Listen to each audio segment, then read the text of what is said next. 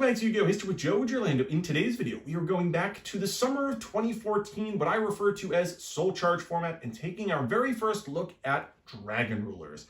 Dragon Rulers is definitely a deck that I need to deep dive into over the course of several videos, because there were so many very different iterations of that deck, from when it first came out with Super Rejuvenation and the babies, to the second iteration with Dragoonities and Dragon's Ravine, to the version that we're going to profile today, when each of the Dragon Rulers were actually limited to one. And even though they were limited to one, this was one of the most powerful Soul Charge decks of the format, because not only were you able to run the actual Dragon Rulers themselves, which are some of the most powerful cards in Yu-Gi-Oh's history, they synergized really well with the variety of Dragon Draw Engine packages that existed, to also not only allow you to dig your deck for Soul Charge, but fuel the graveyard for Soul Charge itself. I'm talking about Blue Eyes White Dragon, White Stone of Legend, Cards of Consonance, Trade-In, and then in addition to that, Dragon Shrine that allowed you to send normal dragons to the graveyard, Blue Eyes and Flame Guard, but then also send either a Dragon Ruler or another dragon from your deck that you needed to tutor.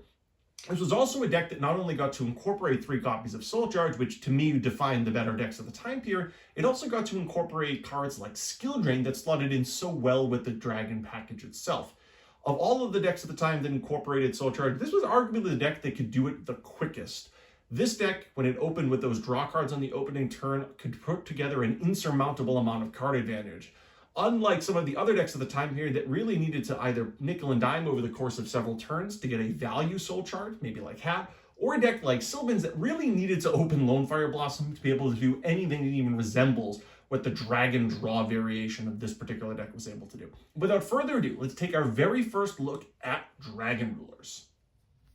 All right, we will start the deck profile off with, of course, the Dragon Ruler. So at this point in Yu-Gi-Oh's history, they were limited to 1. This deck has gone through several different incarnations, where, of course, we originally started with the babies plus the Dragon Rulers. Then the babies got banned, and we relied on Dragon Ravine to get access to these.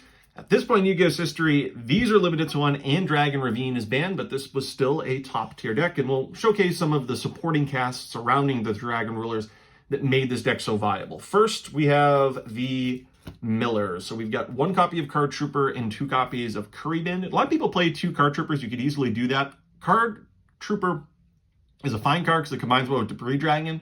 However, Curry Bandit was one of my favorite cards of all time, so I've elected to profile this deck with 2 copies of Curry Bandit instead of having multiple copies of Card Trooper.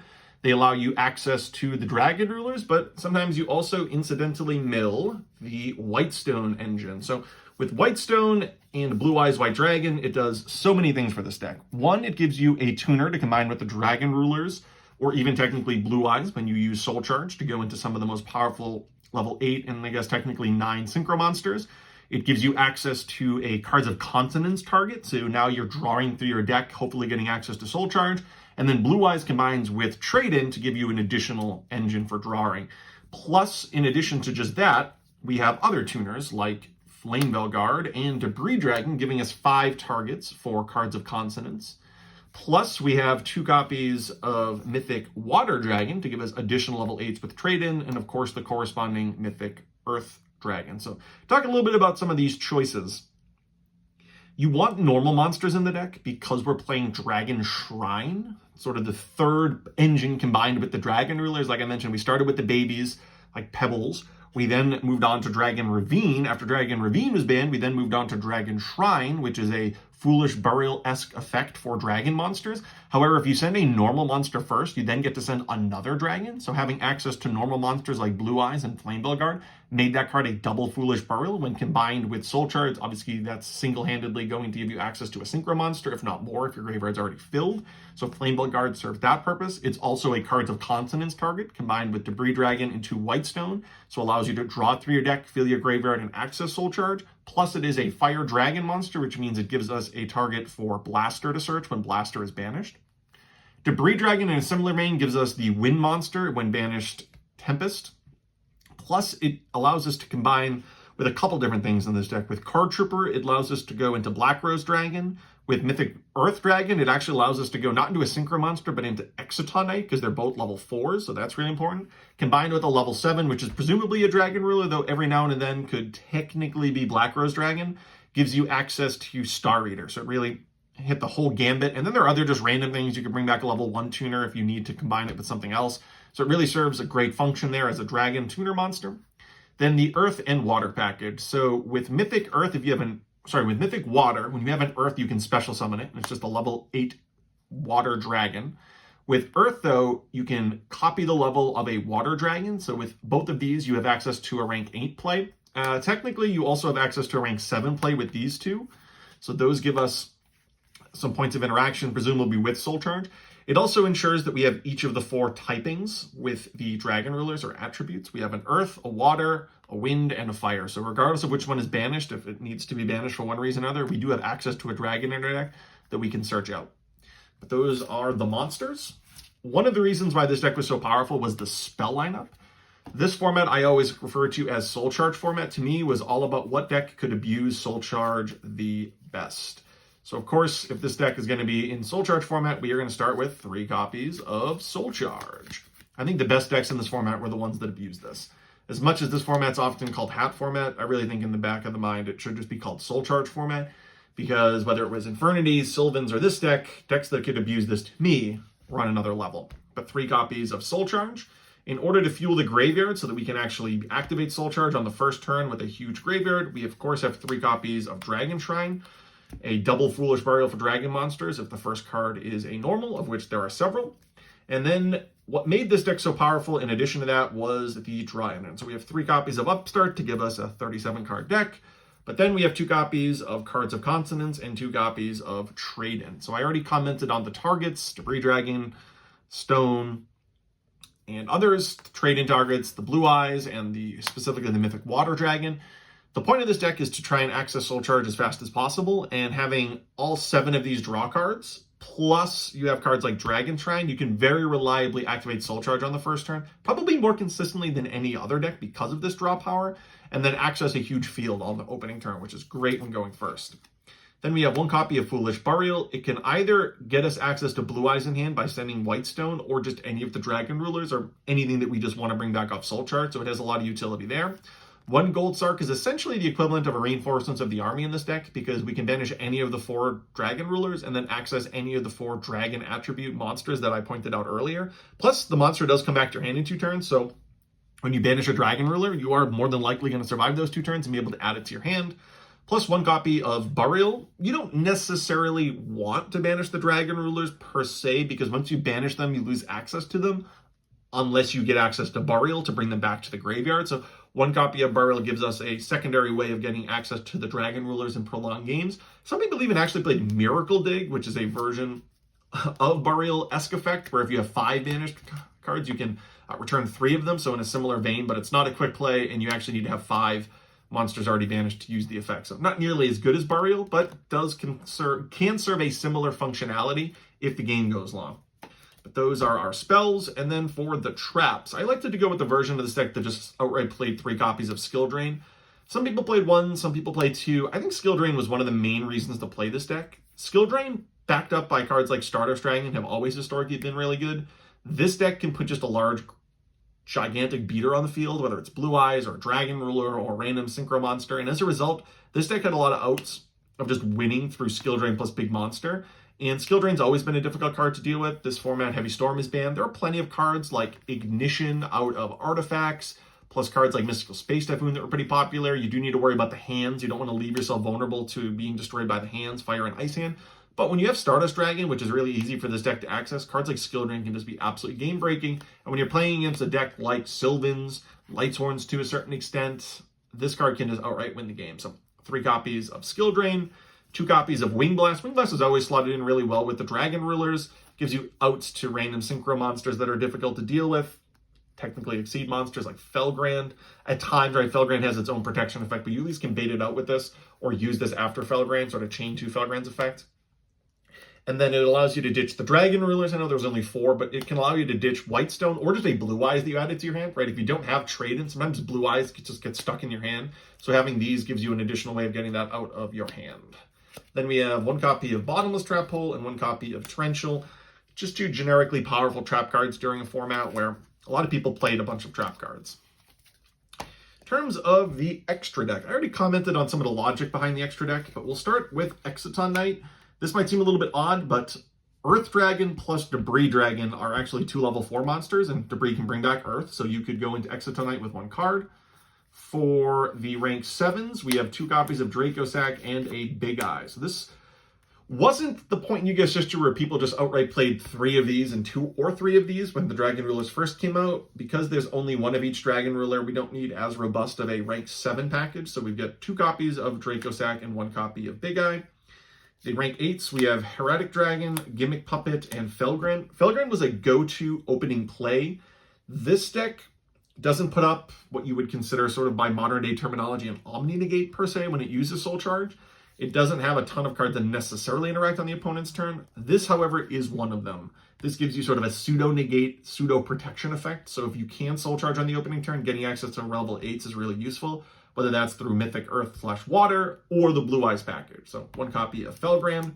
And then these just give you outs, as the game progresses. There's going to be situations when you just pop a bunch of your opponent's cards, or they put monsters on the field and you can destroy those extra deck monsters with Gimmick Puppet. For the Synchros, of which there are a bunch of, we have a copy of Black Rose Dragon. This deck can go into Black Rose with Card Trooper plus Debris Dragon, and then just random other circumstances. Sometimes things can come up. It's also a level 7 dragon, which is useful. There are circumstances where you don't activate Black Rose effect, but you use Debris to Card Trooper into this, and then use this to make a rank 7 with a Dragon Ruler. It also just is a dragon itself and a fire monster. So you should note that if you play this deck, this is an important card beyond just its typical effect. For level 8s, we have Colossal, which has historically been good with Skill Drain. Scrap Dragon is just an amazing card and also just is a dragon. Stardust is an obvious inclusion. I mentioned before how Stardust Dragon plus Skill Drain has always been a really good 1-2 combo. Pretty good against the hands too. Spark Dragon, somewhat similar in essence there. It's not quite as good against Skill Drain, but still a really powerful card. We've got Crimson Blader. Any format where Crimson Blader is legal and big monster decks like this exist, this single card can warp the format. In matchups against Dragon Rulers, obviously this can be game-breaking, but there's plenty of other strategies where this is really good. Mermills, this can be game-breaking. Sylvans, this can be game-breaking. Obviously, the Mirror Match can be game-breaking. Against Lightsworns, this can be game-breaking. This card's existence entirely warps the format. You have to be concerned about the existence of this all the time. I will say, because Soul Charge is so common, there are circumstances where actually summoning this and attacking can be difficult because you lose your battle phase with Soul Charge, but you still need to respect that it exists and certainly want to include it in your deck. Then we have a copy of Azure Dragon. We can go into this because we do play Blue Eyes White Dragon. And then, of course, a copy of Star Eater. Star Eater can be summoned with Debris Dragon plus a level 7, of which obviously the Dragon Rulers make the most sense. And we do want to have some option there if we happen to Soul Charge back Debris Dragon plus a Dragon Ruler. In terms of some of the decks that were popular at the time, we have, of course, the variety of artifact decks. People often call this hat format, whether you're going to play hats or fat or the Curry Bandit deck. Some people call it cat or some iteration of that. These decks are pretty common. There are also Koki Mirror Fire Fist decks that sometimes saw a little bit of play, but the artifact decks, the Fire Fist decks, of course, there was Atlanteans that were pretty decent. Not a bad deck with Soul Charge. Bujins was sort of the back row deck of choice for a lot of people. We have our Archfiend representing Infernities. This was the deck that Sahabi piloted at Worlds that year to win the World Championship. This was really one of the scariest decks. This combined with Soul Charge can be very frightening. We have Lightsworn-based strategies. To put this into context, Eclipse Wyvern was legal, and just think about the interaction of Eclipse Wyvern plus a Dragon Ruler. Absolutely wild. So this deck was really stressful to play against because it could just completely go nuts with the mills. We had Giria. We had, of course, Mirror Matches, Sylvan, which was my favorite deck of the format, and then I think Medolce was also another pretty reasonable deck that you had to worry, but I lost to Medolce at the ARG, you see the championship for ARG during that particular season. So Medolce was a stressful deck to play against as well. There were a few others here or there, but I think these are a good enough representation of what you can anticipate playing against. So if you notice, this deck didn't have any hand traps. So of course, we're going to put those in the side deck. We've got 3 copies of Max C. One of the reasons I was reluctant to include Max C in the main deck is the artifact decks are so popular. Yeah, you can 1-for-1 a Sanctum, you can sort of 1-for-1 a hand, but if your opponent's using hands, you're not in good shape. You kind of want to just avoid that ever happening. This card is okay against Giria. It's sort of awkward, though, because cards like Accelerator to special summon, so you sort of need to activate it preemptively, but you don't want to do that necessarily. It's okay against the MK2 stuff when they're basically utilizing it as a pseudo tour guide. So it's okay against Giria, but not the best. Obviously, it's really good against decks like the Mirror Match. It's good against decks like Sylvans, Infernities. It's good against Mermills. There are plenty of strategies out there which this card is good, but I'd like to put it aside because it's kind of 50-50, right? You don't want this against Fat or Cat or Hat or Bujins Gear. So about half of the decks here, this is good against. So we have the 3 Maxis on the side. I elected to go with the Fire and Ice Hand in the side deck. I remember when these cards were printed, Steve Silverman, one of the better players in Yu-Gi-Oh's history, commented on how these cards will be side deck staples forever. Eventually they got power crept, which in retrospect is wild to think about because of how good these cards are. But I've elected to put them in the side deck because I wanted to represent this general time period where people, even if they weren't just playing Hat, would include these in the side deck because of how good they are against decks that really play to the field. And sometimes you didn't anticipate them, right? If you're not playing against an actual Hat deck or Cat deck or Fat deck, seeing these can be really confusing out of the side deck where you're like, whoa, I wasn't playing around the hands. I was playing around your dragon strategy. So they can really just surprise you. Also, water and fire, good with Tempest and Tidal. I just want to point out, because I keep saying Hat, Cat, and Fat, what those mean. Hat is hands, artifacts, trap tricks. Cat was K for actually Curry Bandit, artifact trap tricks, usually with Call to Haunted. Fat was Fire Fist, artifact trap tricks, and then sometimes people combined even 4 of those strategies to have like a 4-letter acronym, but that's what I mean by Hat, Fat, and Cat. We have 3 copies of Soul Release. Soul Release was really good against the Lightsworn matchup. You know, if you could just banish their entire graveyard, it was really valuable because unlike your deck, they don't really get access to targets for the Dragon Rulers. You can't necessarily play the Dragon Rulers plus a variety of random water and earth dragons. You have to sort of rely on Lightsworns plus Eclipse Wyvern plus Judgment Dragon. And as a result, if you could soul charge their Dragon Rulers, if they milled them, it can be really powerful. Plus just cutting them off of the Lightsworns is great. We had 1 copy of Dark Hole. It was pretty good against cards like Giria Armor. We had 2 copies of Royal Decree for the trap-heavy matchups like Bujins, Gia, etc. And then 2 copies of Rivalry. I actually mained Rivalry Warlords at this particular Nationals. It was in Sylvan, so totally different strategy, but very similar in essence, a deck that can rely on just one type, just giant dragon monsters. And I thought it lined up really well against decks like Infernities that relied on a variety of different typings. But nevertheless, that's Giorlando for Yu-Gi-Oh! History. Thank you for watching. Check back soon for plenty more Yu-Gi-Oh! content.